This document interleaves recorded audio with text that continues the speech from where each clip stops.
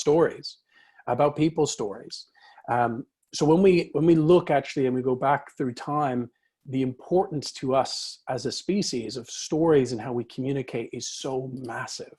In fact, if we go back, the first stories that were actually recorded, you can go back to Lascaux Caves in the Pyrenees Mountains in southern France, which between 15,000 and 13,000 BC, they found cave paintings. They found paintings that dated back to that time frame, which at first seemed like random scribbles and lines and all sorts, but it turned out that actually it told a story, and it was animals and a human being, and it told of rituals performed and hunting practices. And it's the first time we could actually see that a story was recorded. But before then, the way we pass down information to tribe, from person to person, came through stories. And we are very unique as human beings, as being the only species that can really have a level-headed imagination. We can dream up, and it has brought us closer together throughout history. The reason human beings were able to communicate and why they were able to build tribe together is through unifying through causes, whether it be religion, whether it be through spirit, whether it be through countries. The idea of countries is an imaginary concept, right? These borders and these realms of possibilities. And they all came from a fundamental feeling and a fundamental story. And if you even look at how you went through your childhood, or how I went through my childhood, or Terentia, or any of us, you realize that you start to learn about the world through stories. You think about right and wrong. It's not, just don't do that. You ended up getting a story like Don't Cry Wolf and all sorts, which allowed you to emotionally connect.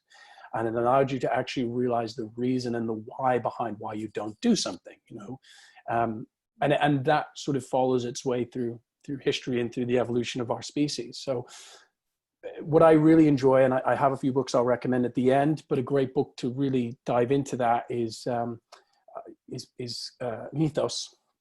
And it talks a lot about Greek mythology and how that had such a mixture between history and mythology, because before we could write things down, before we actually started to establish history, a lot was told through those stories. And it's how we made sense of the world. Helios, the god of the sun, and Zeus, god of the sky. And it became a way of actually understanding the world around us. And even then we were communicating and connecting on a story and on an emotional level.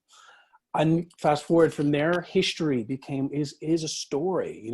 You end up following it, and it's a series of stories that can teach us a lesson, can give us insights into a variety of different concepts, or it can entertain us. So every story really serves a purpose, even if it's just to relay a message. And without these histories, without these stories, mankind would never learn from their mistakes. We would never dream to emulate our heroes. We would never see anything but the now, see what's in front of us now.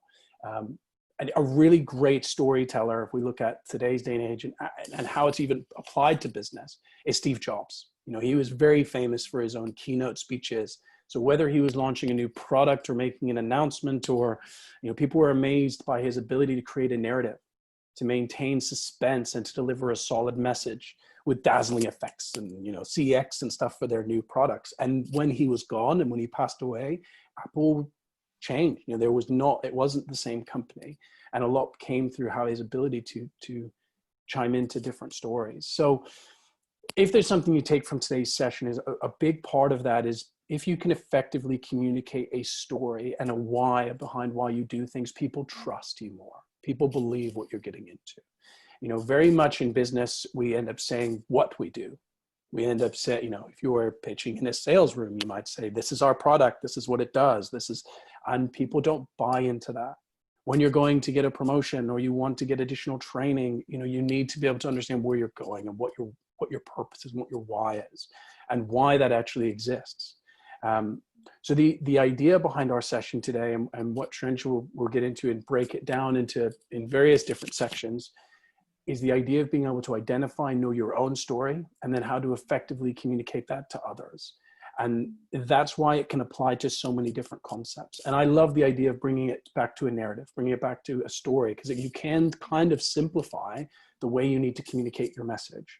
And today we are going to cover internally how you can do that, externally how you can do that, through social media, how do you do that, through pitching to investors, why would that make sense, What I wanted to get across before we started was this is actually rooted deep into our own DNA, into who we are as a species. And when you actually understand that and you kind of get it through, it starts to make more sense as to why you should bring it back to those experiences and to those stories. But the first thing anyone needs to do before you can try to communicate your own story is understand your own story. So this has been a big topic between me and Terentia. We talk about it all the time. I think it's so important. But I guess I'm going to start with a bit of a question and bounce it straight back to Terentia and say, look, how, as a story, with the impact on us as youth and as species, can you kind of take us through, probably as a career coach, how can you start to recognize what your own story is? And I think it probably takes an element of being introspective and being able to analyze yourself, but what's maybe the first step? We've talked now about this story piece, but now, okay, great. We want to communicate through stories. How do you identify your own story? Yeah, and that's a great question. I think, for me, I will take it back to how I've started uncovering the art of storytelling. I was trying to really figure out what my purpose is, what's my calling, and a mentor actually asked me a question, simple question. It seems simple, but it's actually quite deep in terms of who are you? So who am I? Who am I as a person? Because before you try to figure out where do you want to go, you need to know where you've come from. And I always say this is knowing where you've come from is really your story, where you were born, who are the people that influenced your life, who are the people that inspired you, who are the people that invested in you, what experiences shaped you. So whether it's just in childhood, just on the playground, in schools, coming to university, into your job, you have colleagues that, are good to you, not so good to you. Every experience shapes you. So, and this shapes the story. And for you to understand who you are, you need to look at what are those breadcrumbs that have been left along the way that ultimately add up to where you are today in your present day, because they shape you. Good experiences, bad experiences, they do shape you, they influence you. So it's important to actually go back and look at those different experiences and draw from that. I think, when people talk about failure and they look at it as, oh my gosh, I'm not successful. But, recently I've been following some really inspirational people. One of the guys is Gary Vaynerchuk, and he was like, if you failed, great, that's amazing, because that's when you learn, actually. So I think it's, the way we look at these different experiences, that's the important thing. How do you look at it? What are you gaining from it? And the lessons learned. And I think one of the things that we are not doing a lot of at this moment in time, and maybe COVID has helped us do it, is actually to stop and reflect on those experiences. What have you learned? To really go deep, and it takes it's hard work, actually. I've been chatting with one of my clients, and she's like, this is hard, it's tough, because you need to actually dig deep, and thoughts and memories that you've packed away because you haven't drawn from them, or you haven't thought about them because you're constantly running forward. You're climbing a ladder, this corporate ladder, and you keep moving, but you don't stop to reflect, what have I learned? What have I learned in the process? So I think that's the key to really creating a deep and meaningful story that you get to share with people, is when you have actually done that deep work yourself and looked internally. Yeah. I love that, because there's one thing, talking about failure is one of the things that comes up in interview questions a lot, right? Is when people fail. And I've gone through talking about how people need to be able to communicate the lessons learned and the background. And we talk about in recruitment, the STAR method, but we talk about the situation and describing the whole thing and being strategic and being able to identify what went wrong, but then what did you learn from it? And actually, if you can communicate that effectively, people like that you've learned from mistakes and from failures. Yes. You know, one of the things that comes up very often is when people can't identify weaknesses, or they can't be honest with themselves about what's gone wrong. But to a degree, being able to open up and put yourself, you know, out there means that someone can trust you more, because you're being vulnerable. And we talk about being vulnerable as leaders. We talk about being vulnerable to the people we manage. It's not that you just say, you can't be a vulnerable leader by sitting there and saying like, I don't know what I'm doing, I'm freaking out. You know, like, you know, panic would ensue. You saw Boris Johnson do that, you lose your mind. But being vulnerable means actually much more of saying, hey, this is where I've made mistakes. This is what I've taken from it. This is what I've learned on it. And even that on its own is a story. And you take people on a journey. And I like that. And obviously your life is a mixture of achievements and mistakes and errors and what you need to be able to do. And what obviously you're saying is, how do you take all those experiences and build it into a story? Exactly. I think, you know, one of the questions that comes through with people that I'm coaching and talking to is, where do you start? How do you actually craft the story? Is there a formula? Is there a structure? I'm an engineer by profession, so I love process. I love steps. It really helps me to just compartmentalize and then be able to see that, step back and see the full picture. So I'm going to share with you just four steps, 4 parts of a story rather, because, you know, if we look at the greatest movies, what makes them great? The things that make them great is that the storyteller actually takes you on a roller coaster of emotions. They take you on the ups, they take you on the downs. There's some turns, there's left turns, right turns, and then you get to, you know, to the end. But it's not, it's a means to the end. It's not about the end itself, because the whole journey is what was impactful. From start to finish. So it's when you think about your story, it's about thinking about the call. So the call. So the first part is the call to the story. What's the call? Like, why? What's the pull? What's the draw in? What's the hook to the story that people will want to listen? You know, for me, if I just share a little bit in terms of my call, growing up, I always had this feeling like, am I good enough? I always ask myself that question. And being an introvert by nature, you don't necessarily talk up very much, and you compare yourself to a lot of people, and you compare yourself and you think, oh, but I'm not charismatic, I'm not the loudest person in the room, will people listen to me? And you have all these thoughts, and there's a lot of it that comes from self-talk, but you also look at the environment, what's going on around you.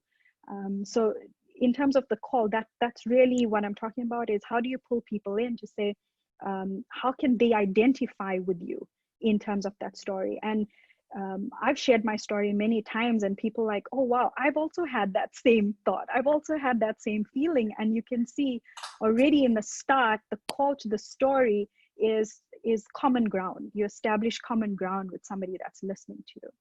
And then you go into, you know, the pit. So where did you actually land up? That was so rock bottom.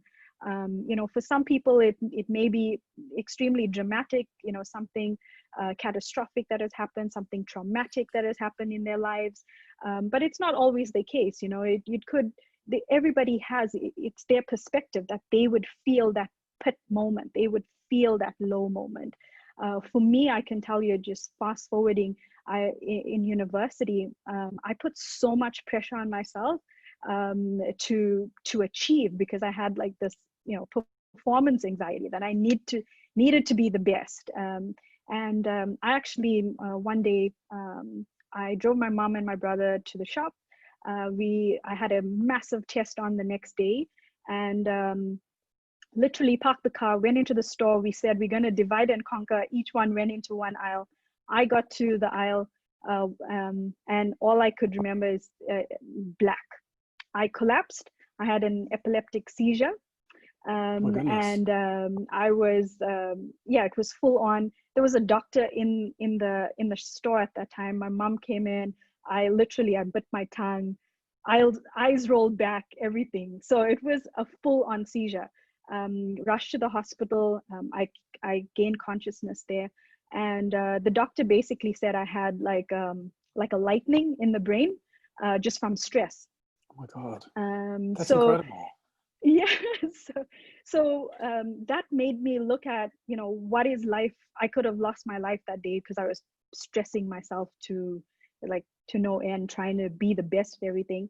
And I had to re-look at what's on my plate and reorganize. I had to take an extra year at university to finish off, so that I enjoy the process. I was not enjoying the process of studying because I was trying to be the best at it. So that was my pit moments. Like, again, the failure felt like a failure, like taking longer to finish university. But coming out of that, you're constantly searching and you're constantly asking about this question.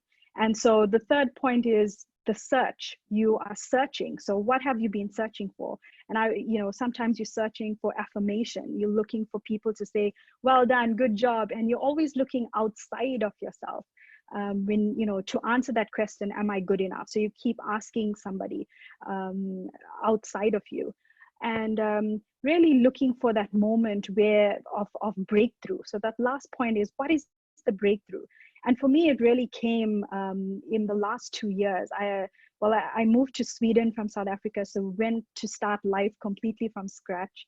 And just buying bread and milk was an effort in itself, in another language, and where there's a entire fridge of milk, and you just want milk for your cereal, and you're like, can I just find the milk for my cereal?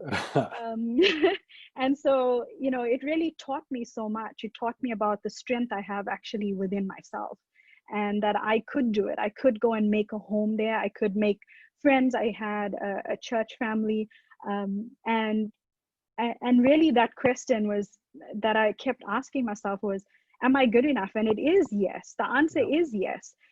My story is unique. Everybody's story is unique. So me making this decision to transition out of engineering into being a leadership coach and career coach and trainer, 10 years ago, if somebody said that to me, I would have laughed in their face and been like, no ways, I'm not going to be doing that. I'm going to stay within what I know in my comfort zone. And really coming through that, my breakthrough was that I could do whatever I put my mind to, because I have shown myself that my stories, my experiences have shown me that if I put my mind to it, I can achieve it. So it doesn't matter what everybody else thinks. I've shown myself that, and there will be people that will pull you down. There will be people that are going to discourage you along the way. But this is where it's important to know your purpose, know your calling, know your why. Yeah. Why are you doing what you're doing? Why are you making some of the decisions that you're making?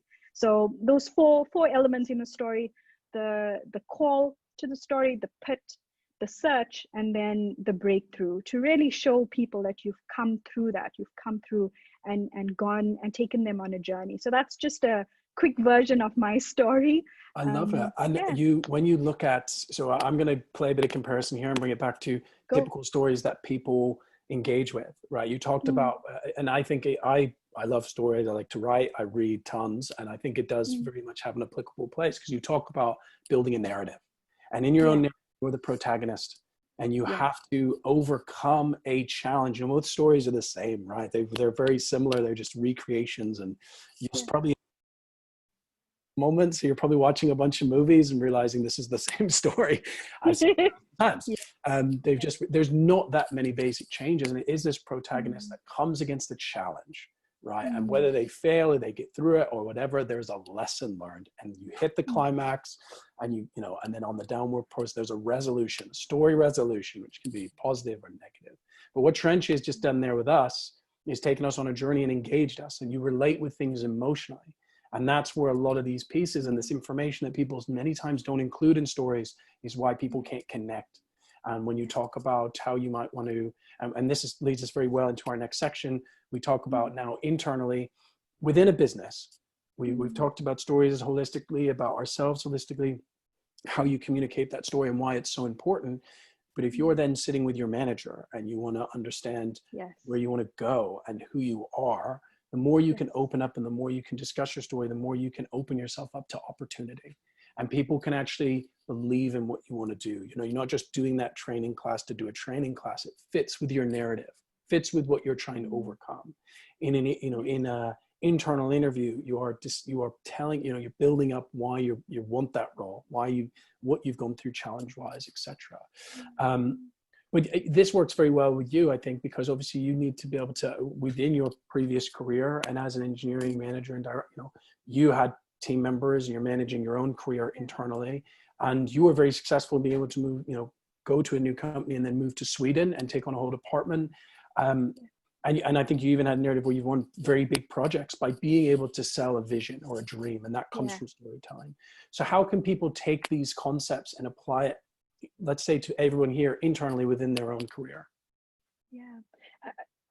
Really, to your point, what you said was understanding what you want first. I think in terms of how you connect with somebody else, they need to understand, they need to see that you believe it, you have passion for it. So like you said, if it's asking for a training course or asking you know, for $1 million, I can give you a quick example. I got $1 million approved in 3 minutes. That was my record. In 2017, I was going to senior leaders for money. It felt like every week, and just asking for money and taking them on a journey. But it was really that 3 minutes came. It was 3 minutes because there was a lot of preparation that happened behind the scenes.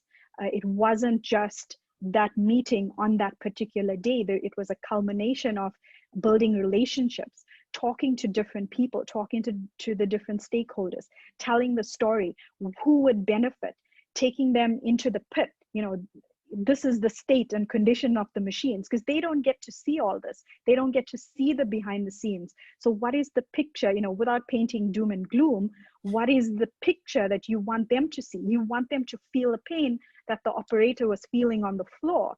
And that the operator doesn't have that voice, but I have that voice. I have the voice to be able to share with the senior leaders, people that are decision makers within the business. I got to share with them, this is the state of affairs, and really take them on a journey that they go, yeah, this is a no-brainer, go for it. Oh, you haven't bought it yet? I thought you bought it already.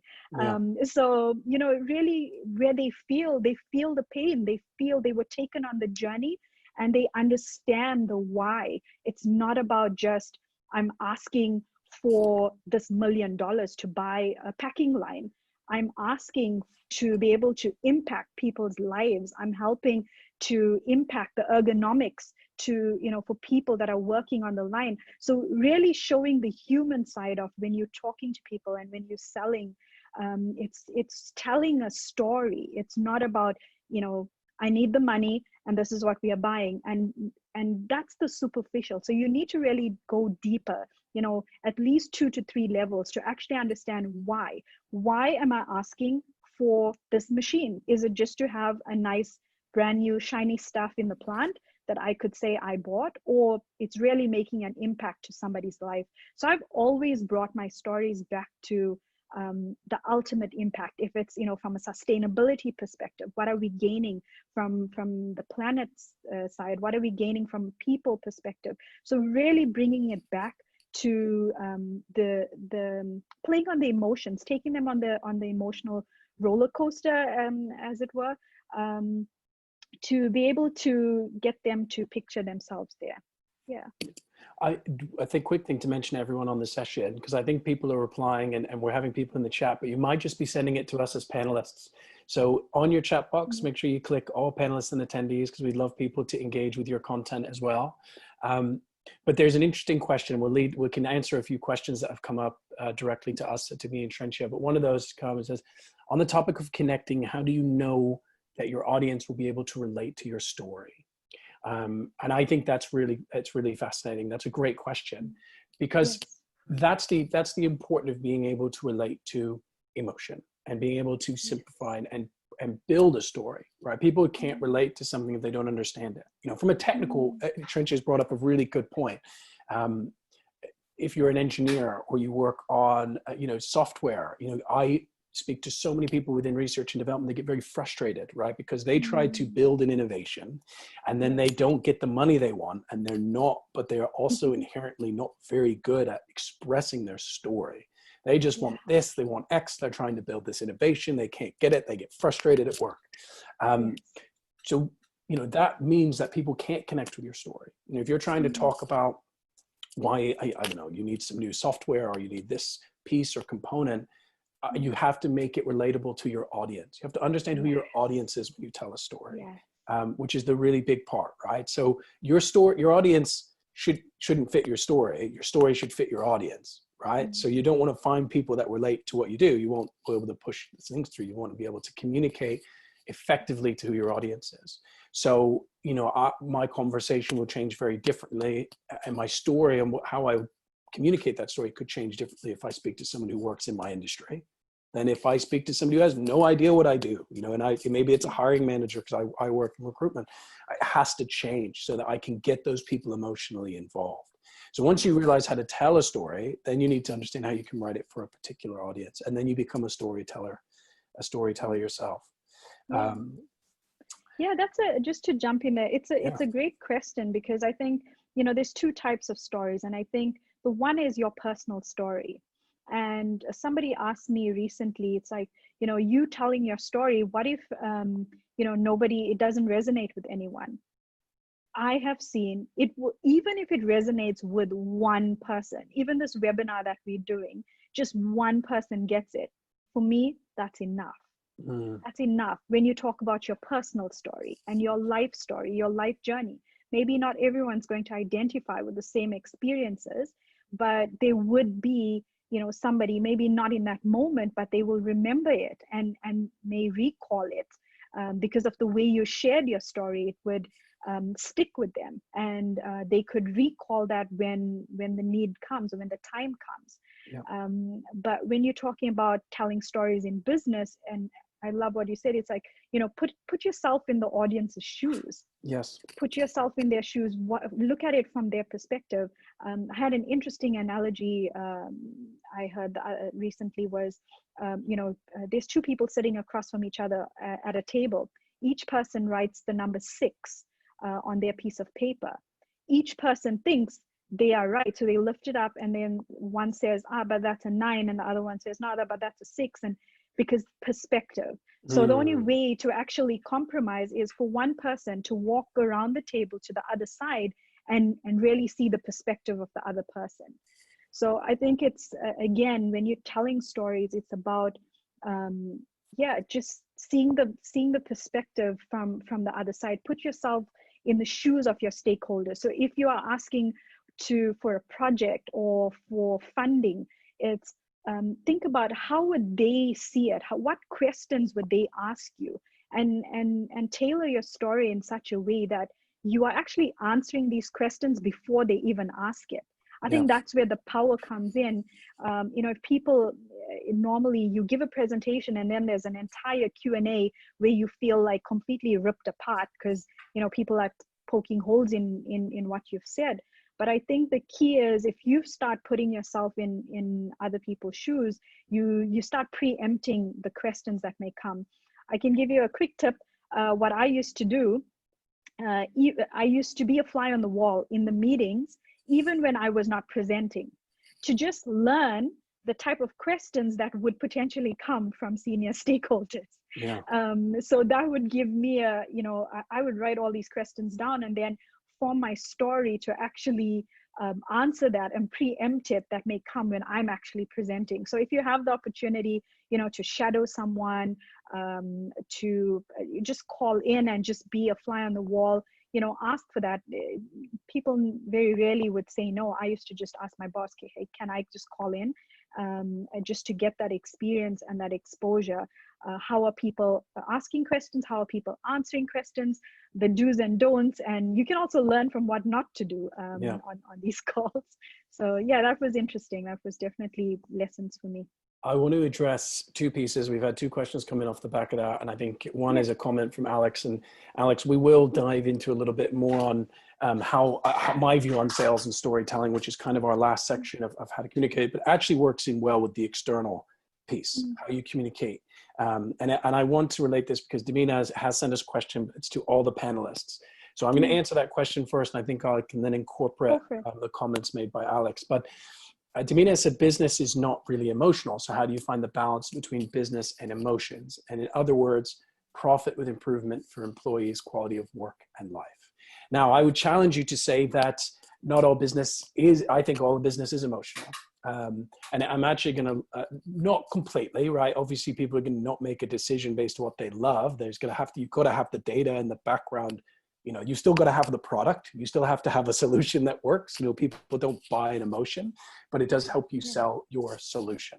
So how I'm going to relate this back is Alex has said really interesting thing to the group to say that selling equals storytelling, and the objective is to generate an emotional response. And this fact leads to credibility. And if you're bound to your story, you can generate emotional responses and influences to an audience to have an emotional reaction. And I agree. If you look at how people are marketing products and businesses now, they are looking to elicit your emotional response to why they do what they do. They are the businesses that end up being successful, your Apples, your Netflix, your big businesses, because people buy into what they have. They still have a product, but people can understand why they make that product and they buy into that. And then as the consumers has evolved over recent years, it's become more and more important. And I think this relates a little bit to sales because yes, I work in recruitment. I own my own recruitment firm. My intro I always include a story. I know where I stand out versus other people is I take the extra time in my introduction to tell people why I do what I do. You know, I started my career working in the industry that I now recruit for. I talk people through that. They understand why I've become a recruiter and the mission behind what I do before I even get into my products. And we had an incredible, I'm a host of a podcast. We had an incredible guest, Anthony Gonzalez, who's CEO of Force Impact Technologies, which is a mouth guard company. And he's been pitching his company over and over again. And where he's seen the most success is where people buy into him as a person. And that's the difference, right? People can buy a product. If you ever watch Shark Tank, or you watch any of those kind of where they pitch, those investors buy the person many times more than they buy the product. The product can be fantastic, but they really concentrate on not just the story, but who they are as an individual. If you watch, what's that show called? The Trump one, the one that Trump used to own. The Apprentice. The Apprentice. Yeah, you see Lord Alan Sugar here in the UK for the UK version. He invests in people, and he says it continuously. So he knows the talent will follow it. So what I mean by that is when you are, because we're kind of talking specifically about maybe selling a service or perhaps trying to win investment, but internally the same things can apply. So when you are in business trying to get someone to buy into your solution, you want them to feel that emotional piece as to why it's a problem within your department. Say there is something that needs to be fixed. People need to resonate as to why it's an issue for them in the business, not just that it's an issue. And the more that you can get people to relate, not all the time, you can't always have people relate emotionally. You know, there's going to be certain things that are just problems that need to be addressed or inefficiencies or whatnot. But in many cases, the ability to then relate that to a story or bring people along for the ride means that they're actually invested with your solution. If you think of, me and Terentia we'll talk a bit on this piece because I really like this, but in change management for big organizations, they talk about the why. Where most people don't like change is they don't understand the change itself. They don't understand why the company's doing it, and they see it as a profit, you know, just like you're saying here. It's not emotional, it's just business is making a decision. And a lot of poor businesses do that. A lot of smaller companies, a lot of that don't understand that all of a sudden people are now feeling uncomfortable because they can't trust the business they're in. How do you trust something if they can't explain something to you? When you cut staff, when there's a reduction in salaries, many companies need to actually just be honest with their workforce on what's happening. And they would probably keep more people, and people would actually maybe back what they do. But because that communication stays, it was in a smaller recruitment firm before I started my business. And it's made me grow incredibly because of the actions that were taken by that company that they didn't explain. And it made people feel extremely uncomfortable. Whereas if you had kind of had those people be able to relate to you and understand the problems or the challenges the business was in, it would explain why they've made the decisions they've made. So. And that, I don't know if you have any comments on that, Trenchia. Otherwise, we'll dive. Sure. This is really a good topic for us to kind of hone in on for probably the last 10 minutes, well, 5-10 minutes before we hit the social media piece of it. Unless anyone has any other questions, we did put a break in here for questions, but I think we're just answering them as they Yes, drop in. as they So come. don't hesitate. We can break this piece up. Yeah. Now, I wanted to talk a little bit about externally as well. So we were talking a little bit about pitching and pushing your story within an organization and why people relate to it. And, as a manager and as Terentia as a manager, when people can actually open up about their stories and their problems and their stuff, they're much easier to manage, I think, because you understand why they make the decisions they do or why they don't like something. And it's all about communication. I think the same can be said for when people decide to go to interview outside in the external market.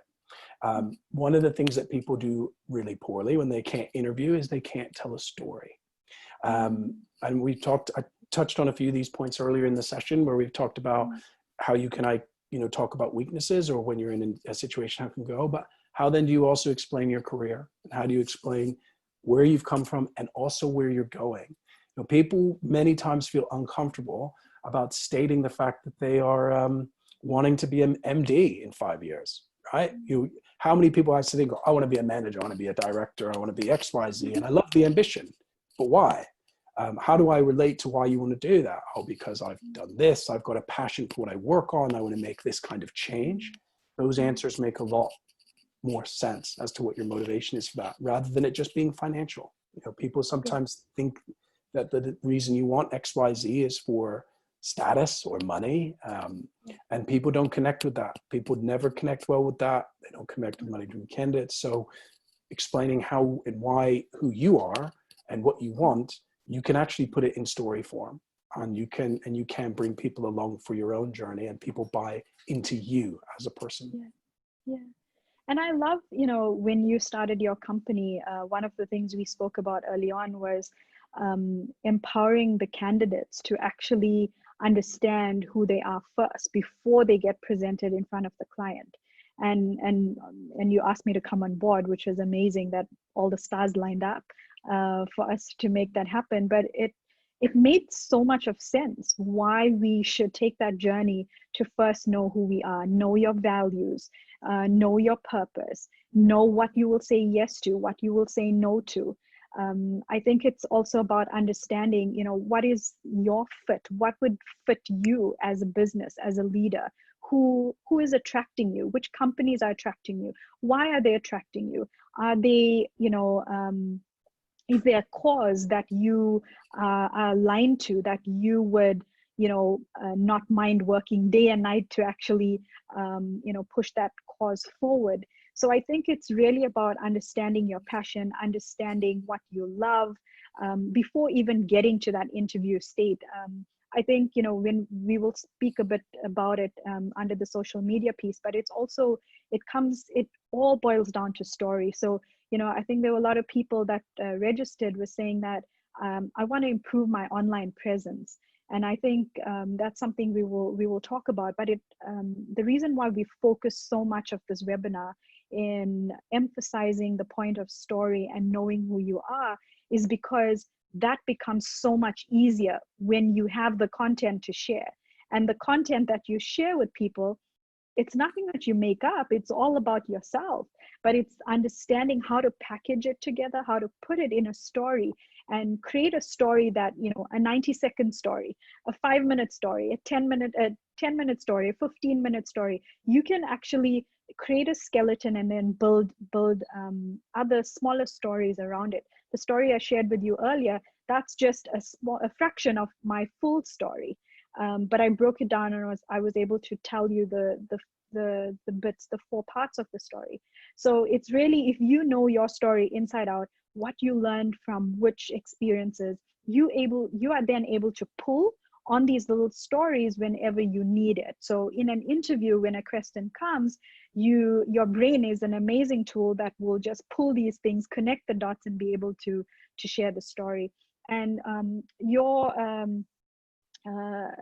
guest on your first podcast, Anthony, he was sharing about that. It's the know, like, and trust factor.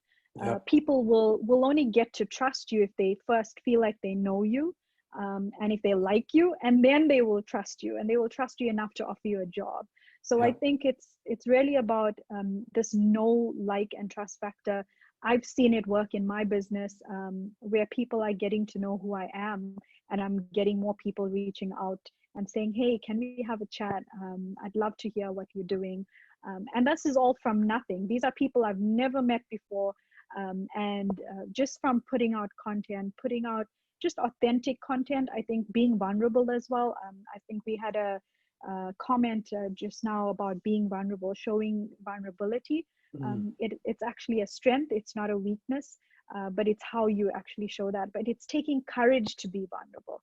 I think that's the key. You've got to put yourself out there, though. Yeah. There's comments off the back of that. I love what from Lisa and from Alex, but look, it's an authenticity piece is a trustful thing, right? So you're right. I think maybe we've skimmed over a bit. Telling a story doesn't mean making something up where someone can't No. connect with you. Yeah. You know, authenticity is a big part of why storytelling works. It's because people connect with you on an emotional level. And it makes it easier. You know, the like trust factor is exactly what a story does, right? Yes. You know, maybe I'm a bit soppy, but I cried during the last Star Wars, right? It's some story that stuck with me my whole life as a kid. I've been connected with the characters so much. I just saw a message pop up, so I hope it's not something taking a bit. All of a sudden, you go through this journey with them, and it's a fictional story. Yeah, I'm still Yeah. sobbing when, you know, I don't want to ruin it for anyone, but one of your favorite characters gets killed off. It's because you've emotionally connected with it. And similarly, I'm not saying you're going to be doing that in a boardroom or make someone cry, but you get so involved in a story that's fictional, you believe it. You believe it to be true, and your body actually kind of, you know, responds to that. So in the same point is actually bringing people along on that emotional journey, and people connect. And the more they connect with you, they trust you. When they trust you, they like you. When they like you, you know, they're going to buy into your concept.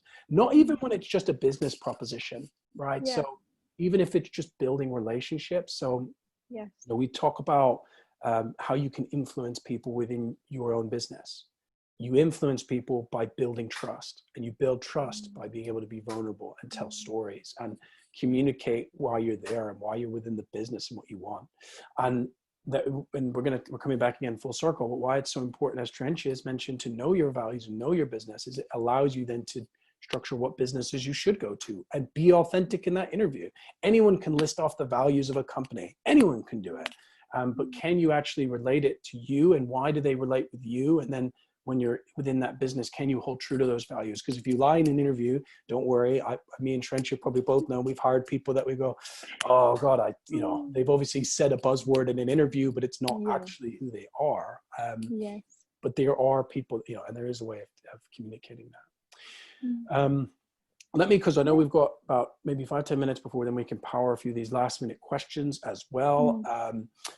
I want to talk a little bit on social media, and I think we will probably incorporate a whole new session on this because we've gotten a lot of requests about social media. Terentia has been doing a lot of different programs on why it's important, and we've realized that there's a difference, right? So being able to tell a story and network in person. What's funny is people aren't exactly doing that with their social media accounts. So you meet someone, they get to know you, they know about you in the office, you have these touch points, you get to communicate effectively about who you are as a person and what you do, and they get to witness it. In social media, that's not as easy to do, but actually the principles are pretty similar. And as we're going to talk about now, people don't engage so much with it, but with COVID-19 and with everything that's changed in the modern market, it's our new medium of communication, our sad, you know, Aurelian future of ours. But we are now needing to communicate and connect and potentially get jobs and build relationships through the internet. You can actually take the same principles and apply it to your social media. What content are you sharing? You know, are you liking somebody on LinkedIn that's like doing the 25 push-up challenge, right? Or are you sharing content about your industry and about your passion and about what you want to do? And do you actually have something in place? Are there certain companies you want to connect with and follow with and generate interest and conversation and a network around? You can actually still do that online, and it actually doesn't. People actually still connect with content that's really authentic. So, Yes. we've looked at people that are, there are viral videos that go live, and Terentia could talk a bit more about this and her program, but they'll, people actually connect with being, I connect with the emotional part to this message, and that this person is real and the Yeah. content is authentic, and it's not just selling services. Mm. And even I think we're getting honed in so much. And if you look at advertising, I don't know, 20 years ago, 30 years ago, from what it's changed from then to now is massive, right? Because what people connect with, it's not just what you see. You might see a new ad for a product 5, 10 years ago, and it might be the first time you've ever seen it. It was more about awareness. Now Mm. you've got various companies that enter the market, and as a result, you connect with products like everything's got reviews, and I'm a mad person for reviews, and I want to know what the company does, and I want to know what they're invested in, and our perceptions change. And that's, I think, is more of the human element comes to businesses. And you should realize that when you're then promoting yourself and promoting your own business, which is your profile and your own brand, to your network and to your market. Do you agree, Terentia? Yeah, I love it. Kiroshan just sent in a question that says, Mm. does the way you tell your story change relative to the medium you use to communicate? So Zoom or versus in-person meetings. So it's actually a complex question, because I've been actually trying to research what stops people, what attracts people on social media versus knowing how people respond in person. One of the scary statistics for me was it takes 7 seconds to make a first impression in person, but it takes like 0.2 seconds online. So Wow. which Jeez. is so crazy. Yeah. You have 0.2 seconds to actually just, someone scrolling, and what are they being attracted to? So I think the key for me, and one thing that I said and I've said to myself, is I want to be the same person in public, in face to face, as I am on social media, and how I write on my stories, how I come across on this webinar, how I speak. It's going to be the same, because no matter which platform you meet me on, I should be the same person. The way, the stories that I say, the stories that I speak on a webinar or on social media that I'm posting every day, it should be my stories. It's the same story. It's the same me. So that's something that I've said to myself. And I think that's where the authenticity comes in, is to, you will not forget who you are. So if you're making up stories, you end up forgetting, what mask did I put on here? What mask did I put on there? And then people will start finding those holes. So I think it's really building the credibility is important. And the way to do that is through being consistent You have a across the voice. platforms.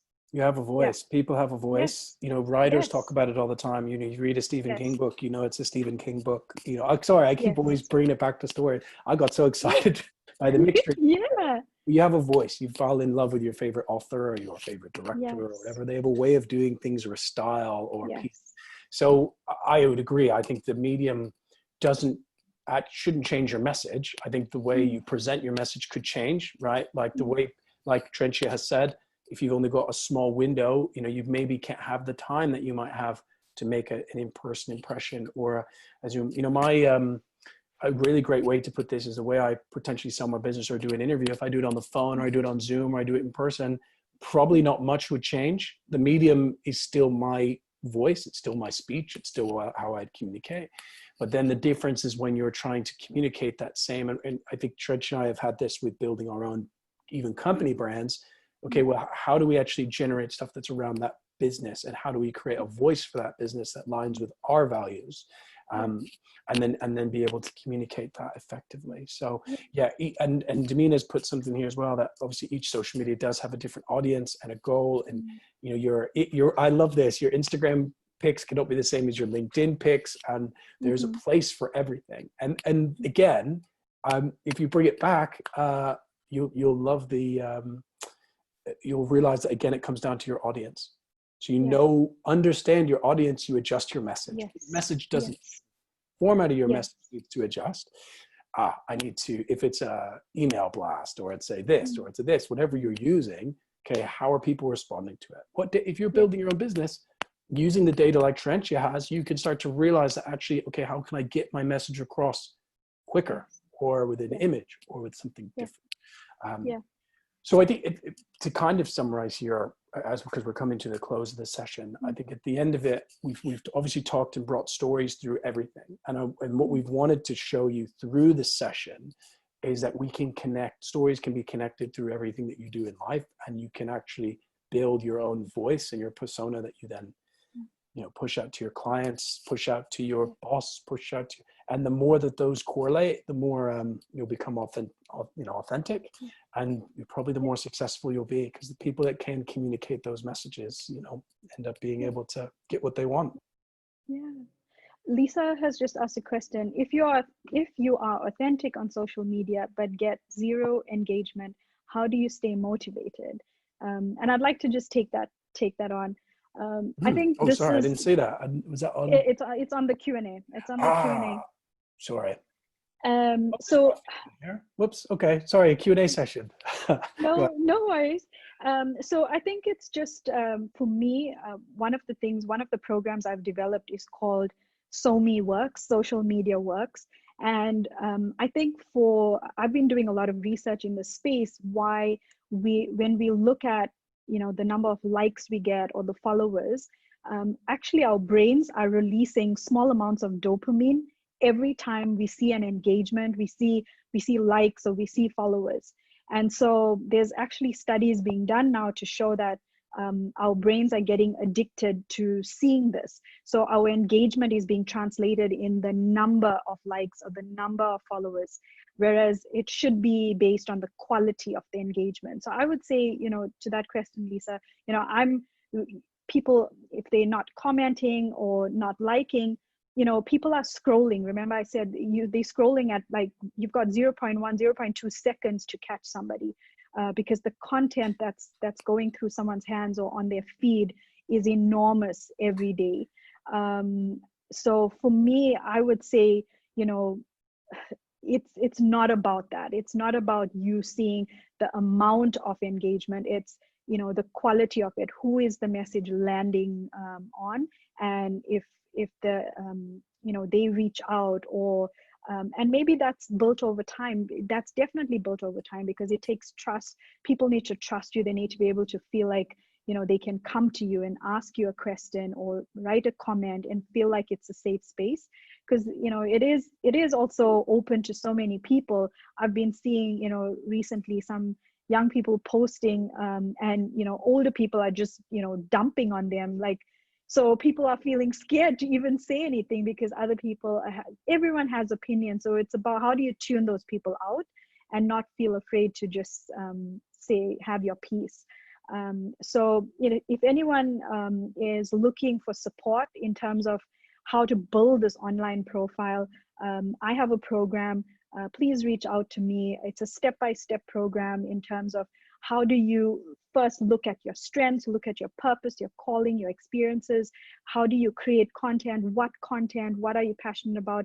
So really help you to shape that and craft that before you start just posting on social media. What I've been finding in terms of my posting, if there's a meaning, there's a message behind it, it resonates with people and they reach out. I would say please reach out to me if you need that support. There's another question from Wiseman. He said, I love your story, Terentia, very interesting. Were you not skeptical leaving engineering into coaching? And the quick answer is no. And I can tell you, but it was years to come to that decision. It took years. It's really, taking the time to be introspective, that I knew for sure that was my purpose. I posted today on LinkedIn, my purpose statement, and it was really to serve people in the leadership space and serve emerging leaders in that space, still within that engineering frame, the science frame. I'd love to focus on that, but I really wanted to give a voice to topics that people maybe shy away from. Like I said, I'm an introverted leader. There's people think that you need to be an extrovert to be a leader. And these are things that we tell ourselves. So I think for me, it's that those were all questions that I answered as, I want to step into this new way. Yeah. And with a last question, because we've got a minute left, I think we'll Yes. just cut it. But Yes. who are your modern day storytelling idols, Terentia? Do you have any modern day storytelling idols? I've got a Yeah. couple. Yeah. So for me, the person that really, there's two people. One is Simon Sinek. I love the way he tells stories. He uses, real life, going into the Marine Corps, pulling stories about leadership from different places that you'd never have seen it, thought of going and checking before. And then John Maxwell, who's been my mentor from the start of my career. His entire business is based on storytelling and really teaching valuable content through stories, to be able to drive the point home, to be able to crystallize that point in people's minds. So for me, they are my I've got idols. I've got two, and I've even brought the books that I'd recommend everyone read, especially if you've really enjoyed off the back of the conversation, because I think they're extremely opening. One is *Sapiens*. Yuval is an incredible, I think he's a doctor at Harvard. He writes incredible stories about Homo sapiens and where we've come as a species. And if you think I sounded really intellectual, most of it's probably come from his book. But he does a lot, and he's, like I said, a professor. And the other I love is Stephen Fry. And if those of you are big into English comedy, he's, you'll recognize him from like Blackadder and different classic English comedies, but he writes some incredible books about Greek mythology. And from a storytelling perspective on paper, it's incredible. And I want to just make one mention here as well when it comes to authenticity and stories, because these are nonfiction, but if we look at, well, I guess Greek mythology is a bit of fiction and a bit of history, they're not really sure. But some of the best stories that are fiction, and I really enjoy reading fiction books, and I do, it does resonate a lot to me when it comes to storytelling. But the best authors, if you look at like the author of Lord of the Rings, and his name is passing my name, but he actually served in Tolkien, thanks, in World War I and World War II, and a lot of what he described, and good authors, if you look at the author for James Bond, and it was rooted in real world experiences. They could bring to life authentic real life stories. So yeah, those are my two. Any other questions, guys? Because we could answer a few if you've got anything left, or. Yeah, there's one left here from Bisa. Women can find it more difficult to be open to sharing their story in an effective and positive way in comparison to men. In the same way, women can find it harder to ask for pay rises and promotions. If you have zero confidence in championing your story and yourself, how do you start? That's a really good question. And I think, again, I went on a women's leadership course last year.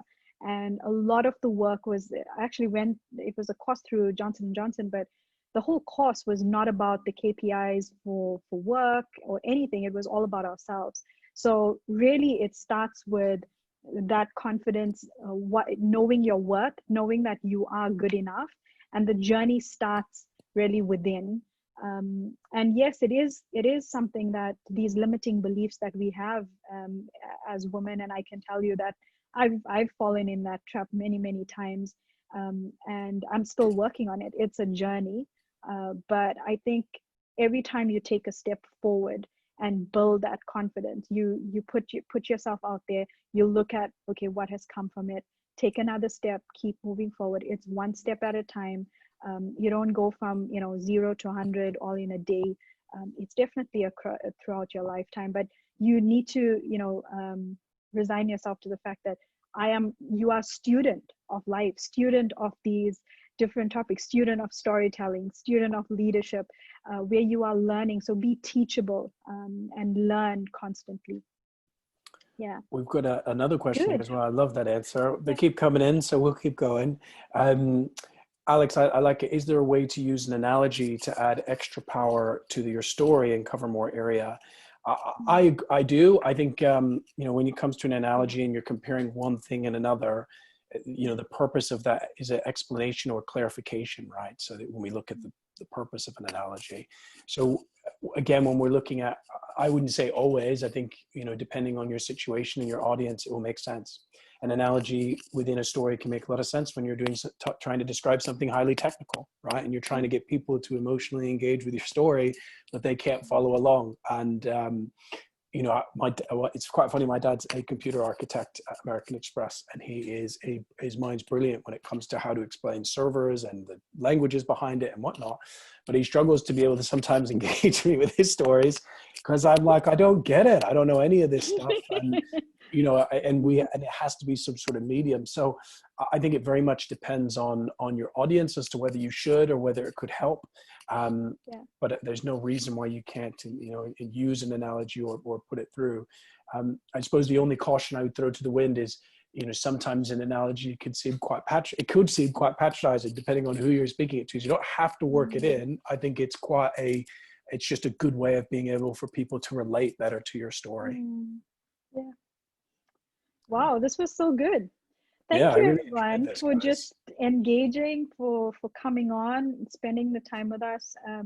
We really love to do these things. We really love to share content, and like I said, if anybody needs support, please reach out to either one of us. Yeah. And we will see how can we support you. I think for us it's about building a community, and you are part of our community. So thank you so much.